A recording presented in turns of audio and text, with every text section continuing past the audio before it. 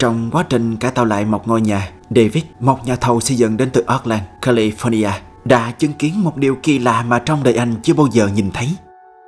Anh cho biết vào tháng trước mình có nhận được một hợp đồng cải tạo lại một ngôi nhà mà trước đó đã xảy ra những sự cố vô cùng đáng tiếc, khiến cho một bé gái 3 tuổi không qua khỏi. Quá khứ là vậy, nhưng bây giờ ngôi nhà đã dần xóa đi những vết tích cũ, và trong quá trình hoàn thiện các khâu cuối cùng, David vô cùng hoang mang khi vô tình nhìn thấy những dấu vết này in trên lớp bụi dưới sàn nhà. Okay, so my last video wasn't too long because I pressed a 10-minute icon. But anyways, I'm just getting into work, right? Nobody in this unit. I'm the only one besides the owner with the key. The owner lives all the way in New York. I'm in Oakland, California. So this unit had a fire a few years back. This was a little girl's room. This was a room. And I'm like lost for words right now, I'm sorry. Like, catch my breath, I'm getting chills, the hair standing up on my arms. But the girl that happened to pass away in this unit was 3 years old. Look at what the fuck I see on the ground.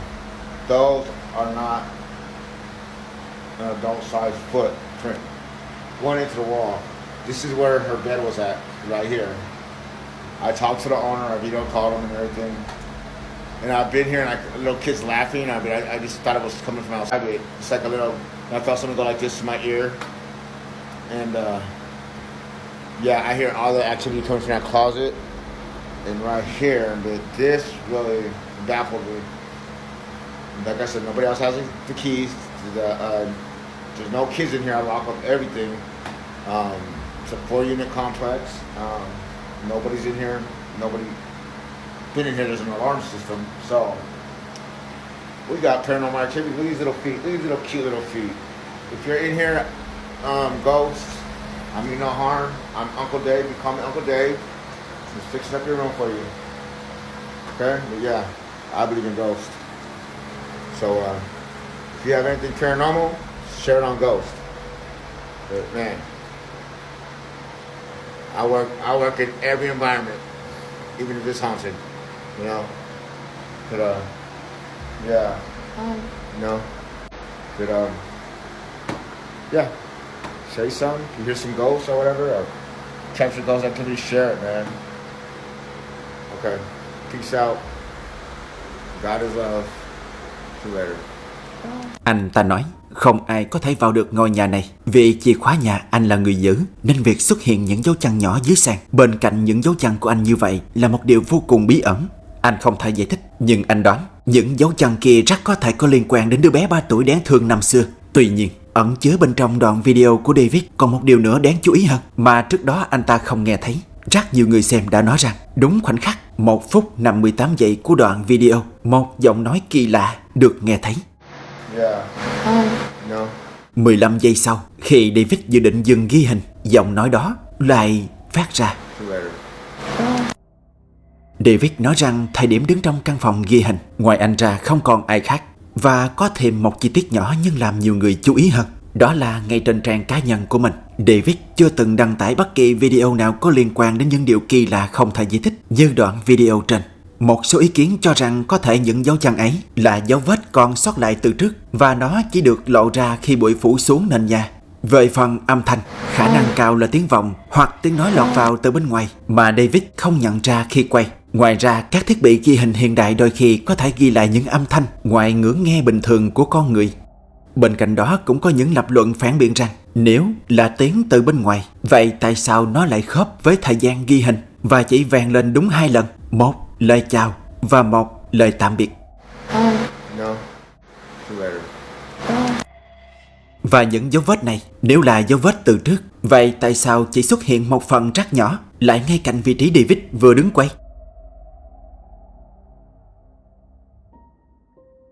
Những câu hỏi như thế khiến cho đoạn video này trở thành đề tài gây tranh luận. Liệu tất cả chỉ là sự trùng hợp ngẫu nhiên giữa âm thanh và hình ảnh, hay là một hiện tượng kỳ bí chưa có lời giải thích? Bạn nghĩ sao? Câu chuyện này có thật sự kỳ lạ hay chỉ là sự cộng hưởng của tâm lý và trí tưởng tượng? Đáp án sau cùng, bạn vẫn là người đưa ra quyết định.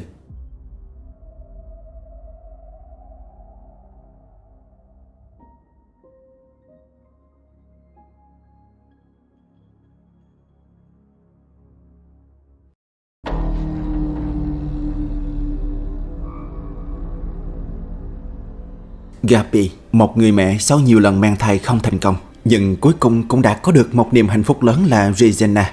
Và trong suốt hành trình từ lúc mang thai đến khi sinh, Gabi đã ghi lại tất cả, vì với cô đó là một phép màu. Và không có gì lạ khi nhìn thấy cô ấy chia sẻ những khoảnh khắc đáng yêu đời thường của con gái lên trang cá nhân, từ lúc Regina còn là một đứa bé sơ sinh cho đến ngày đầu tiên cô bé được đến trường. Tuy nhiên, trong đó có một vài video khiến nhiều người xem bối rối. Mọi chuyện bắt đầu từ khi Gabi quay lại khoảnh khắc Regina còn là một đứa bé.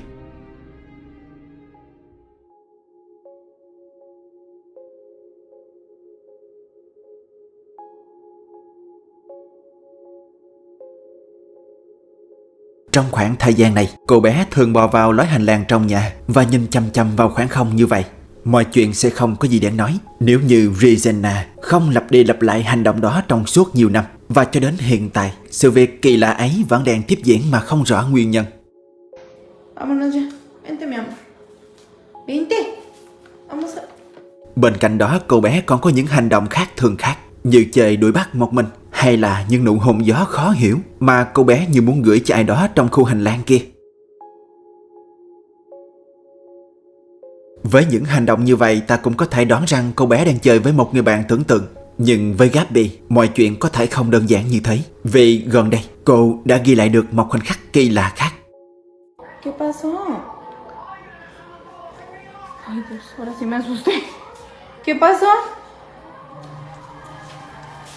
Ay, Raichi. Bueno, mira, apunta para allá. ¿Qué, mi amor? Vámonos. ¿Qué, mi amor? ¿Qué hay? ¿Qué pasó? Ven, amorcito, vente. Venga, mi niña. It's okay.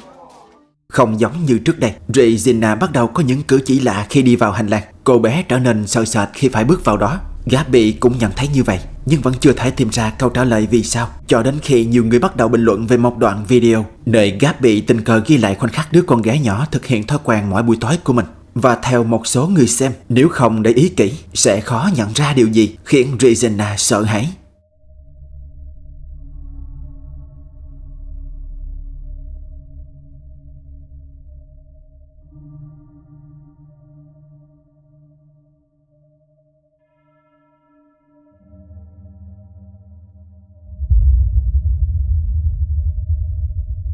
Ban đầu tưởng chừng sự đáng yêu của Regina đã tạo nên sự chú ý mạnh mẽ từ cộng đồng. Nhưng không, chính thứ kỳ lạ này mới là điểm nhấn.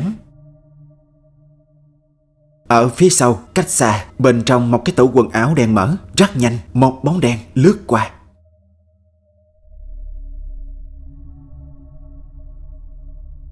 Nếu trong nhà khi đó có sự hiện diện của người thứ ba thì mọi chuyện có thể sẽ dễ giải thích hơn. Và ngay sau khi đọc được những bình luận, Gabi đã nhanh chóng đi đến kiểm tra cái tủ, nhưng kết quả không có gì bất thường cả. Một số người cho rằng thứ không thể xác định kia chính là nguyên nhân khiến bé Regina trở nên sợ hãi. Giống như bao người mẹ khác, Gabi rất lo lắng cho con gái vì cô không biết đó là gì.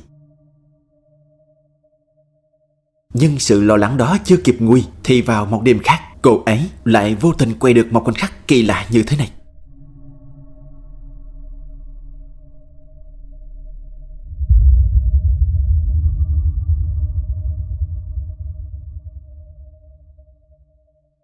Giống như video trước, một thứ gì đó đang di chuyển ở phía sau tấm kính mờ kia, và chỉ trong chớp mắt, nó dường như đã tan biến. Nếu đúng như lời Gabi nói rằng trong nhà không còn ai khác, vậy thì những hình thù không xác định này là gì?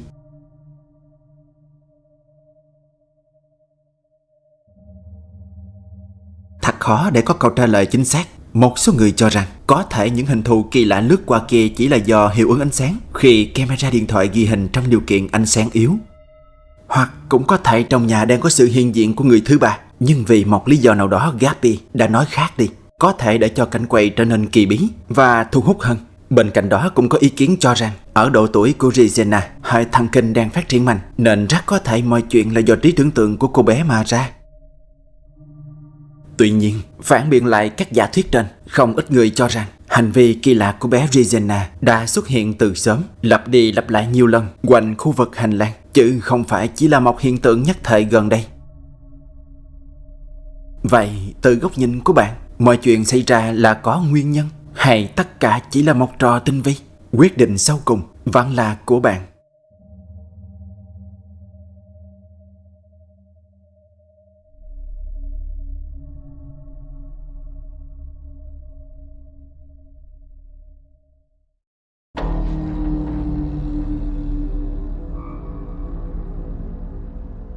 Vào một ngày nọ, trong khi lùi cui làm việc nhà, một người phụ nữ có tên là Carly đã vô tình nhìn thấy một hiện tượng kỳ lạ mà nếu không có camera ghi lại, sẽ rất khó để thuyết phục người khác rằng điều đó đã từng xảy ra.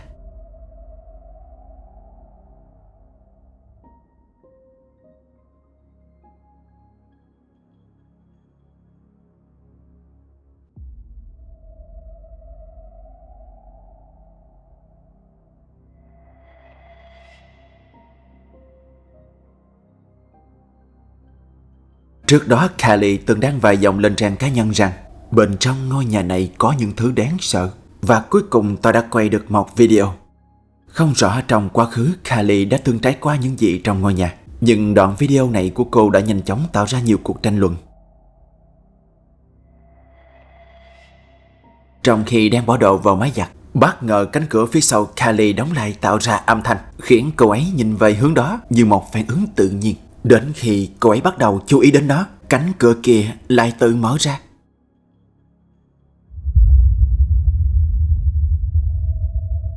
Sau khi xem qua đoạn video của Carly, một số người tỏ ra hoài nghi vì đoạn video có nhiều góc khuất và chỉ xem được từ một hướng nên không thể khẳng định hay chắc chắn điều gì. Họ đoán chắc có thể mọi thứ đã được dàn xếp, một sợi dây buộc vào cửa và trường hợp có một người ở trong căn phòng đó kéo dây cũng không ai thấy. Tuy nhiên vẫn không ít người tin vào những điều Carly đã nói trước đó về căn nhà của cô, vì chính họ cũng đã được trải qua những điều kỳ lạ tương tự như đoạn video này của Carly. Nhưng còn bạn thì sao? Bạn có cho rằng đây là một trò gian dựng tinh vi, một sự tác động tình cờ của gió, hay là một hiện tượng kỳ lạ mà vẫn chưa có lời giải thích rõ ràng? Như thường lệ, bạn sẽ là người quyết định tất cả.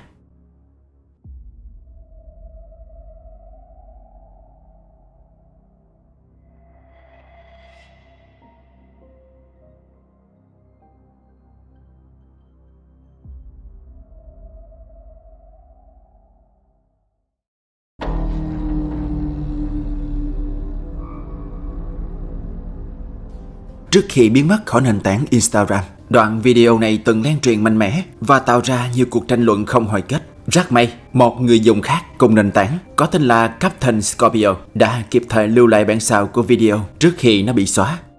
Mặc dù việc video biến mất đã đủ gây tò mò, nhưng nội dung bên trong mới là điều khiến nhiều người khó hiểu hơn. Trong video có hai người phụ nữ đang đi vào một khu vực vắng vẻ. Tình cờ, họ phát hiện ra một vật thể bằng kim loại nằm sát mặt đất. Vì tò mò, cả hai tiến lại gần quan sát kỹ hơn. Watch there be nothing. Ban đầu họ có phần do dự, nhưng cuối cùng vẫn quyết định mở chiếc nắp kim loại ra vì họ nghĩ rằng đó chỉ là một lối thoát nước thông thường của thành phố. Tuy nhiên, ngay khoảnh khắc họ mở nắp, camera điện thoại đã quay lại được một hình ảnh kỳ lạ. Is that glass? It's plexiglass. I f***ing heard noises. Dude, do it. Ugh. Do you hear it echoing? We have to do it now.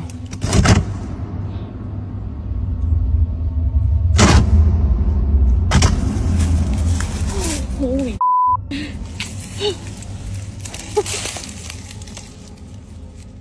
Are you?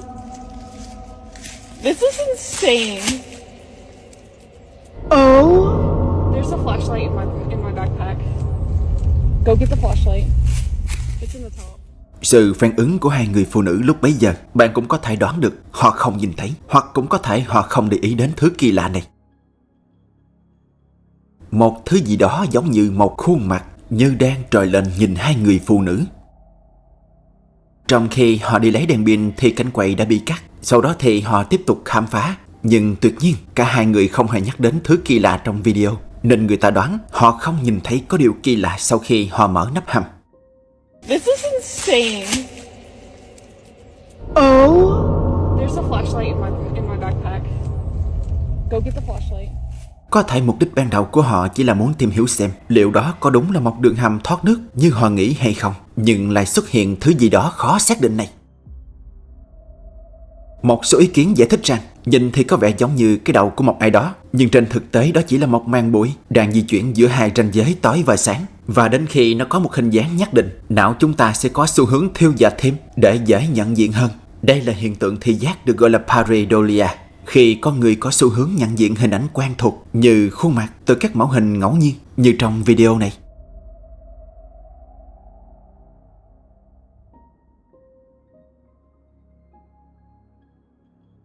Tuy vậy cũng có luồng ý kiến phản biện lại cách giải thích này. Nếu đó chỉ là bụi thì tại sao hình dạng trôi nổi lên theo một chiều nhất định, có hướng chuyển động giống như đang quan sát? Và vì sao thứ đó lại có những đường nét giống như một gương mặt mà không phải là một hình dạng của thứ gì khác?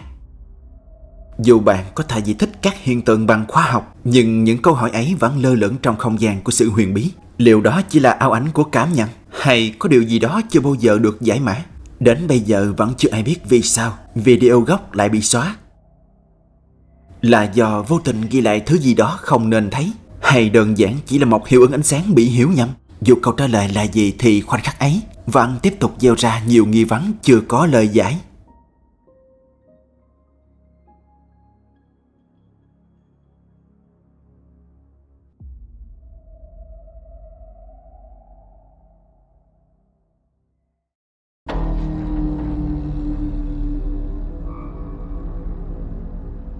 Trong khi ghi lại khoảnh khắc dễ thương của đứa con nhỏ đang chơi trong nhà, một người mẹ trẻ có tên là Stephanie đã vô tình bắt được một khoảnh khắc kỳ lạ mà chỉ sau khi chia sẻ đoạn video lên trang cá nhân, người phụ nữ mới được nhiều người xem chỉ ra điều kỳ lạ đó.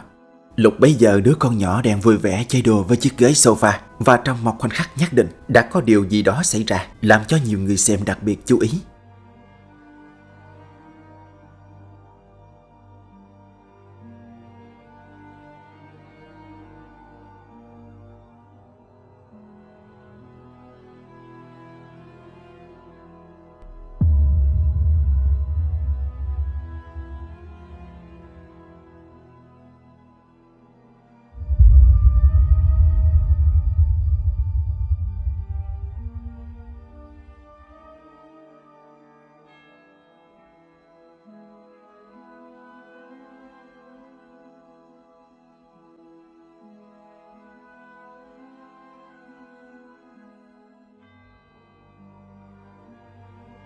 Stephanie nói rằng ban đầu chia sẻ đoạn video lên trang cá nhân với mục đích cho người thân và bạn bè trong gia đình cùng xem khoảnh khắc đáng yêu của đứa con trai Danny. Nhưng cô không ngờ đoạn video trở nên phổ biến, được nhiều người biết đến. Và cũng chính lúc này, điều bất thường mới được nhìn thấy. Dường như có một thứ gì đó đang lấp ló, giống như một gương mặt đang nhìn trộm đứa bé. Người phụ nữ nói rằng trước khi nhiều người xem chỉ ra điều kỳ lạ đó, cá nhân cô không hề để ý đến gương mặt kia. Stephanie cũng nói rằng vào thời điểm đó trong nhà chỉ có cô và con trai. Và nếu bạn để ý thì trước đó đứa bé dường như đã nhận thấy điều gì đó trong phòng, khiến nó khựng lại và bước ngược ra ngoài. Không lâu sau đó nó quay trở lại và bước hẳn vào trong, như thể mọi chuyện đã ổn. Nhiều người xem đoán rằng gương mặt lấp ló kia rất có thể là người chị của Danny đang đùa giỡn với em trai mà thôi. Nhưng trước đó chính Stephanie đã nói trong nhà khi đó không còn ai khác ngoài cô và con trai cơ mà. Nếu lời của cô ấy nói là chính xác thì khả năng chị gái trêu đùa sẽ không còn hợp lý nữa. Vậy rốt cuộc sự việc này có phải là điều gì bí ẩn không? Hay chính Stephanie đã tạo ra nó như là một trò gian dứng? Và đoạn video này được chia sẻ là có mục đích. Hiện tại không ai dám khẳng định chắc chắn điều gì. Nhưng còn bạn thì sao? Bạn có nghĩ sự việc xảy ra trong video này là một điều gì đó có đáng để lo ngại không? Và nhắc lại những lời Stephanie đã nói, bạn có tin không? Mọi câu trả lời, mọi suy nghĩ logic sẽ do bạn quyết định.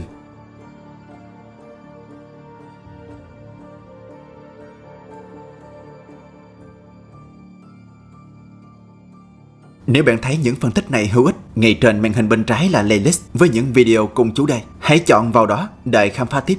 Và đừng quên đăng ký kênh, bật chuông để không bỏ lỡ video mới mỗi tuần. Chúng ta sẽ gặp lại nhau ở video tiếp theo với nhiều dữ liệu kỳ lạ và đáng phân tích hơn nữa.